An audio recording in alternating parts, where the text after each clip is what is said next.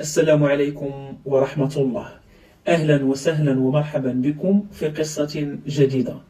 بمدينة سطات سنة 2012، واحد النهار اللي كان الأربعاء مع 10 ديال الصباح، شي ناس اتصلوا بالبوليس كيخبروهم بوجود واحد البنت ميتة ومرمية في واحد البرقاصة ديال الزبل. جاو لعين المكان، لقاو الناس مجموعين على واحد البرقاصة، وسطها كاينه جثة ديال واحد البنت في العشرينات، مدوز عليها شي حد بجنوية في العنق ديالها وملوية في واحد الباش خضر. جبدوها لقاوها لابسه بيجامه ديال الدار، ما عندهاش اثار ضرب او جروح من غير هذيك الطعنه اللي كانت عندها في العنق ديالها. من بعد المعاينه تنقلت الجثه لمستودع الاموات.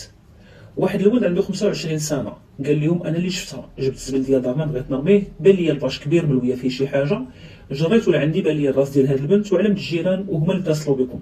الجيران قالوا فعلا هو اللي قالها لينا، وهاد البنت ما كنعرفوهاش وما شفنا والو ما سمعنا والو. البوليس بحثوا في بلاغات الاختفاء، ما لقاو حتى شي حد مبلغ على شي بنت عندها المواصفات ديال الضحيه. من خلال البصمات ديالها عرفوها شكون وفين كتسكن. هاد البنت الاصل ديالها من مدينه سلا، عندها 24 سنه، مزوجه وساكنه مع راجلها بمدينه سطات وكتقرا في الجامعه. مشاو للدار فين كتسكن، دقوا حتى عياو، ما جاوبهم حتى شي حد. سولوا على راجلها، لقاو عنده الدار ديالهم في الباديه نواحي مدينه سطات. مشاو لدارهم لقاوه تما، سولوا اش كدير هنا، قال لهم جيت نشوف الام ديالي راها مريضه شويه. علاش ما جيتش معاك مراتك؟ قال لهم هذه واحد 20 يوم جبتها معايا، شافت الوالده ورجعنا حيت عندها امتحانات، بقيت معاها حتى سالات الامتحانات ديالها، وقلت لها انا غنمشي لدارنا واحد السيمانه ونرجع نديك لداركم، بما تكوني خملتي الدار وقديتيها على خاطرك، حيت فوق الامتحانات كانت مقابله غير القرايه. سولوه انت فاش خدام؟ قال لهم كنبيع الاواني المنزليه، عندي طوموبيله ديالي كنمشي بها للاسواق. سولوه فين هي طوموبيلتك؟ قال لهم خليتها في مدينه سطات حدا الباب ديال الدار حيت راه مشارجيه. سولو واش كتواصل مع مراتك؟ قال لهم راه عندها التليفون، غير انا ما عنديش الريزو، كنمشي واحد المسافه باش كنهضر معاها، كنهضر معاها نهاريه ونهار لا. اخر مره هضرت معاها كانت نهار الثلاث، كانت لاباس عليها عاديه بخير، ما اتصلتش بها الاربعاء، اتصلت بها الخميس ما جاوبتنيش، قلت لك مشات تقضي شي غرض، من تما ما عاودتش اتصلت بها. سولو واش عندك شي مشكل معاها؟ قال لهم لا، حنا مفاهمين وما عندنا حتى شي مشكل. نتائج ديال التشريح عطات ان البنت توفات نهار 3 بالليل وتلقات نهار الاربعاء مع الصباح. في هذا الوقت راجلها كيقول كنت غير مع دارنا، دارهم والديه، خوتو كبار خوتو صغار، كلشي كيشهد بانه 5 ايام تقريبا هو عندهم، ما مشى حتى لشي بلاصه. وبالفعل كانت الام ديالو مريضه. شدوه داو معاهم الدار فين ساكن، حلوا الباب دخلوا، الدار كانت مرتبه مقاده، ما كاينش شي اثار ديال السرقه. مشاو لبيت النعاس كيلقاو الناموسيه غامره دمايات، يعني ان الضحيه تعرضت للاعتداء وهي في فراشها. قلبوا الدار لقاو واحد الباش خضر مقطع منه واحد الطرف، سولوه واش هذا الباش ديالك؟ قال لهم كنغطي بهم معا فاش كنكون في السوق. قالوا ليه يعني انت اللي قطعتيه ودرتي فيه مراتك وديتيها رميتيها تما؟ قال لهم لا ماشي انا كنت في دارنا. لقاو التليفون ديال الضحيه في الدار، لقاو السبر ديال طوموبيلته حتى هما في الدار، طوموبيلته مخليها قدام باب الدار، قلبوها لقاو فيها اثار ديال دماء، اعتقلوه. كيبحثوا معاه هو ناكر، كيقول لهم اكيد مراتي عندها شي واحد كتعرفو ولا دخلته للدار ولا غنكون دار فيها هذه الحاله واستعمل الطوموبيله ديالي وداها رماها تماك. قالوا لي راه ما يمكنش، حيت علاش غادي يستعمل الطوموبيله ديالك؟ كون كان شي حد اخر الدار ماشي ديالو غادي يخليها بلاصتها وغادي يخرج يمشي في حاله. والو السيد ناكر كيقول لهم انا ما عارف والو. البوليس من خلال البحث ديالهم في الدار فين كيسكن والدي، عندهم واحد الدار كبيره ساكنين فيها، الاب ديالو وواحد خوه بناو واحد الدار صغيره قدام ديك الدار الكبيره ديالهم، داروا فيها السفلي والفوقي والسطاح، وكانوا قالوا غنخليوها غير للضياف.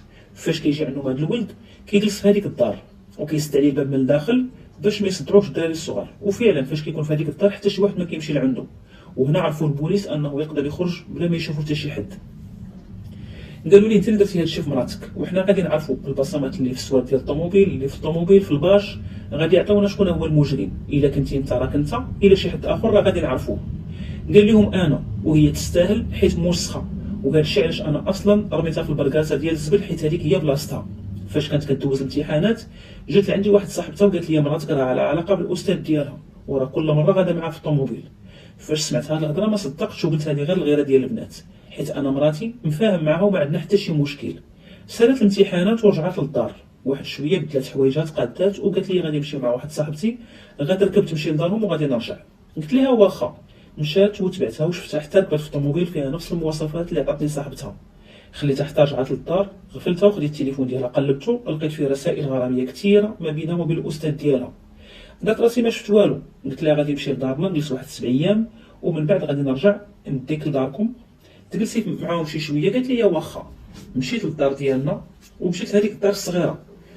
بقيت كندخل ليها ديما وكنسد عليا حتى النهار ديال الثلاث. كنخطط باش انني هذيك الليله نصفيها ليها. كنت جالس مع دارنا وقلت لهم راني عيان شويه، غادي نمشي للناس. شربت كاينه ديال الراس قدامهم ومشيت سديت عليا ديك الدار. وصلت 10 ديال الليل، كلشي مشى يتعشى، استغليت الفرصه وخرجت. وصلت للسطاط مع ديك 11 ديال الليل وبقيت كندور حتى الوحده. عاد مشيت ليها، حليت الباب، دخلت لقيتها ناعسه. فاقت قالت لي مالك جاي في هذا الوقت؟ قلت لها كنت مع شي صحابي معروضين عند واحد السيد. سولتني علاش ما اتصلتيش بيا، قلت لها ما بغيتش غير نبرزك وصافي.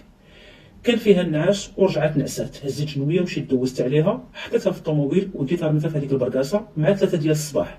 رجعت الطوموبيل حتى تحت الدار وخليت السوارت في الدار ومشيت للدار. وقلت حتى شي واحد ما غادي يعرفني اشنو درت. جاوبت صاحبتها قالت لهم فعلا نهار الامتحانات حضرنا 2 ديال الاساتذه. هي كانت كتنقل وشاف هذاك الاستاذ وما هضرش معاه حيت كانت معاه في علاقه. حنا نحفظوا ونوجدوا ونتعذبوا وفي الاخير تجي وحده تنجح وتدي نقاط احسن منا. وهذا الشيء علاش مشيت قلت هذا راجلها. جابوا الاستاذ قال لهم فعلا كانت معايا في علاقه، وداك النهار الاخر ديال الامتحان جات لعندي ركبات معايا غير شكراتني على اشنو درت معاها ومشات بحالها. تحكم عليه بعامين حيت مزوج ومراته ما سمحاتش ليه. الزوج ديال الضحيه تحكم بالمؤبد. صاحبتها مشات بحالها ما دارت والو، قالت غير داكشي اللي شافت واخا كانت هي السبب باش فضحات هاد السيده وخرجت لها على حياتها وعلى